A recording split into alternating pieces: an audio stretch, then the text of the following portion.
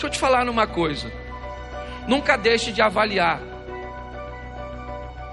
a experiência e os conselhos de todos.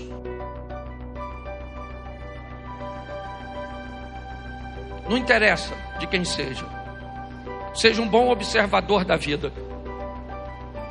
Observe o casamento de todo mundo. Observe os negócios de todo mundo. Observe a vida de todo mundo. A vida alheia não é para você falar, mas é para você olhar. Porque nada melhor do que aprender com os erros dos outros, experiências dos outros, seja de quem for. Eu não tenho nada a ver com a vida de ninguém, é verdade. Mas muitas vezes eu olho para pessoas tomando decisões no que diz respeito a finanças, que me dão duas informações. Uma, eu devo agir do mesmo jeito porque é uma decisão assertiva, ou eu devo me esquivar desse tipo de comportamento porque isso vai me trazer prejuízo. Eu vejo o marido tratando a sua esposa, que me diz: Cláudio, você precisa ser um marido melhor. Olha o que esse cara faz, que bom exemplo. Mas tem marido que age com a esposa, que eu olho e digo: eu nunca posso ter esse tipo de comportamento. Eu vejo crente na igreja tendo comportamentos extraordinários que devem ser replicados, mas eu vejo crente na igreja que não deve ser visto nem como exemplo, nem como referência, com nada. Não há lugar nenhum nesse mundo que tenha mais sonhos do que o cemitério. Quantos sonhos tem ali que nunca viraram e nem virarão, né? Mais realidade, porque pessoas não conseguiram transicionar os seus sonhos para a prateleira dos objetivos, das realizações.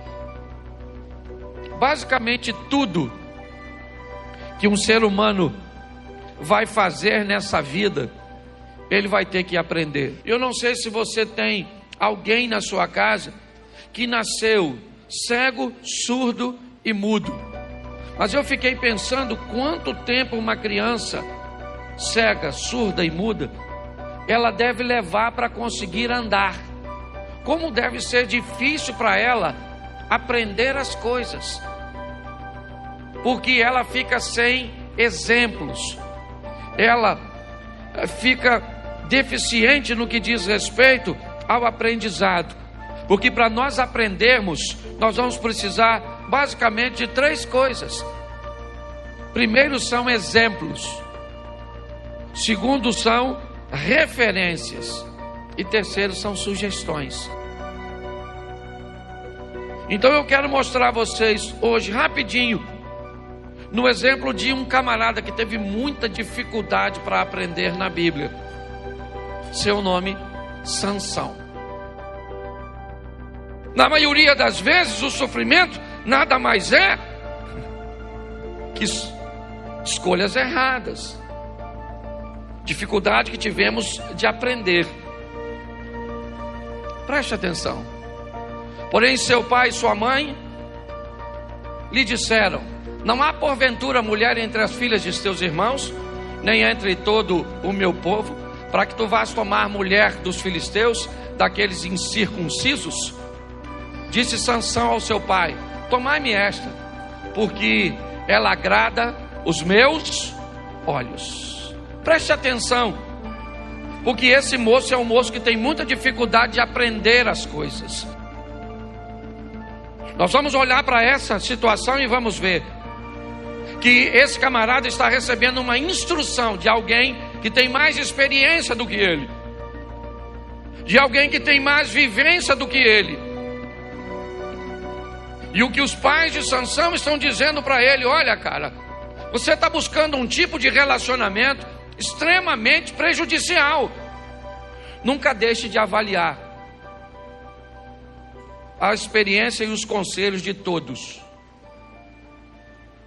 Não interessa de quem seja. Então nós precisamos aprender, e para aprendermos precisamos ser excelentes observadores. O Sansão, o pai dele falou: ai amigo, não se meta com essa mulher, que essa mulher é furada. Ele atendeu sim ou não? Sim ou não? Então aprenda uma coisa. Você vai ter que aprender, ou você vai sofrer demais. Quanto mais rápido você aprende, mais fácil a vida fica. Ele resolveu não olhar para essa situação. Então preste atenção no que vai acontecer com esse mocinho que olhou uma mulher bonita. Mas preste atenção na segunda coisa que vai acontecer com Sansão. Um belo dia ele vem andando. E quando ele vem andando, um leão vem na direção dele. E ele pega o leão e mata o leão. Deus deu a ele, o Senhor deu a ele, preste atenção. Quem deu a ele a força para matar o leão foi, sim ou não? E ele matou o leão. Só que quando ele mata o leão, ele tem um problema, qual é? Ele se aproxima de um cadáver. Ué, pastor, mas espera aí. Sim, Deus deu a ele o poder, e ele então matou o leão, e agora ele acabou de ficar impuro. Ele não poderia se aproximar de um cadáver, a não ser se posteriormente passasse por um ritual de purificação. Tá bom.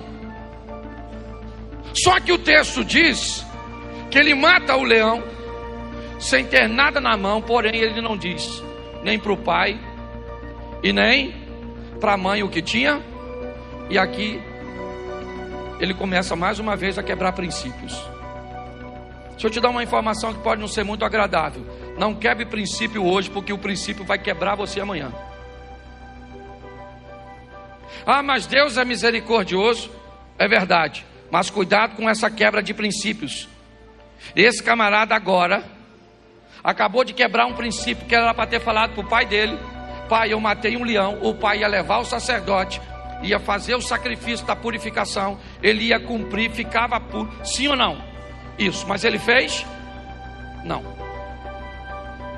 Eu só sei que me mostra que ele é um cara que tem muita dificuldade com regras, ele tem muita dificuldade com aprendizado, ele tem muita dificuldade com limites, e por isso ele vai sofrer muito na sua vida. Consequências drásticas, porque tem muito problema no que diz respeito à obediência, a estar dentro dos limites. Você vai para uma igreja, seja qual for, você vai numa igreja que proíbe cortar o cabelo, se você vai congregar lá, não corte o cabelo. Ah não, eu quero cortar. Então vá para um ambiente. Mas cortar não é pecado, beleza, tá certo, mas lá é desse jeito. Nós estamos com muitas pessoas com dificuldades extremas de aprender.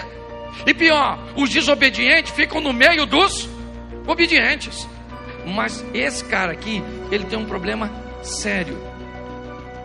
Ele volta para tomar a mulher, e ele aparta do caminho e vê o corpo do leão morto. E no corpo do leão havia um enxame de abelhas com mel. Lembra que quando ele matou o leão, ele quebrou um princípio, sim ou não? E agora ele vai quebrar outro. Não aconteceu nada quando ele quebrou o primeiro. Ninguém viu quando você fez, passou despercebido. Quando você quebra um princípio, inevitavelmente ele vai vir atrás de você. O leão está morto, mas mesmo morto, ele prejudica o Sansão.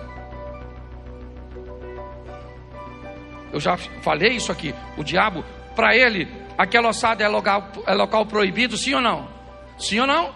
Isso, mas o diabo é especialista em botar coisas doces em lugares proibidos, em criar um ambiente cujo qual ele nos atraia, para nos derrubar, para nos vencer. É o tempo inteiro, nós estamos numa guerra nessa vida. É assim que funciona. Nós estamos numa batalha ferrenha. E quanto mais rápido aprendemos a lição, mais fácil podemos nos tornar, ou pelo menos ir para uma outra batalha, porque é assim que funciona até nós saímos dessa terra. Nesse momento, esse camarada, ele vai lá, pega ali, sabe aquele mel que está ali? Ele pega o mel, leva para o pai e a mãe dele, dá para o pai e a mãe comer, e não avisa de onde tirou. Esse é o Sansão.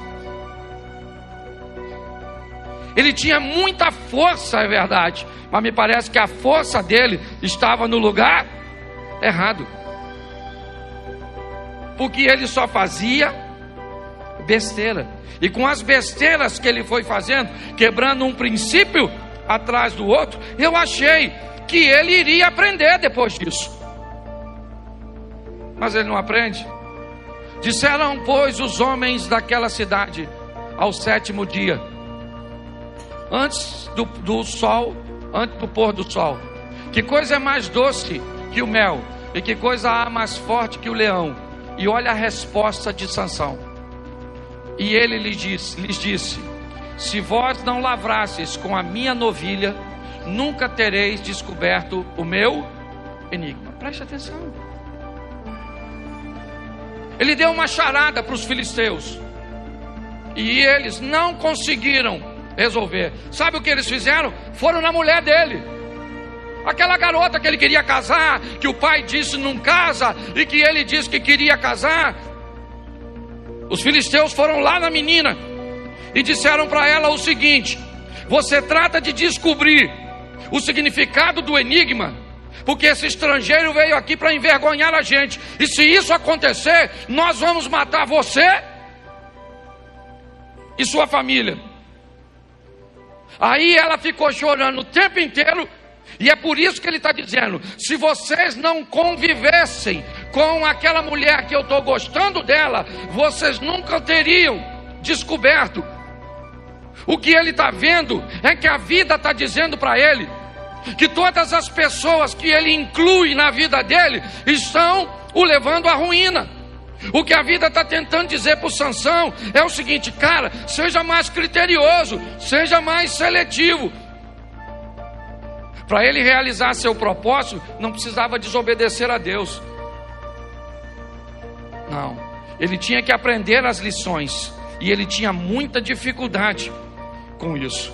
Então, mesmo ele fazendo besteira, está o texto dizendo no verso 19, que o Senhor deu a ele condições, e ele, foi lá e matou e pagou uma dívida. Esquece ali a história de matar os outros. O propósito da mensagem é dizer: Sansão fez mais uma besteira, e Deus foi mais uma vez misericordioso.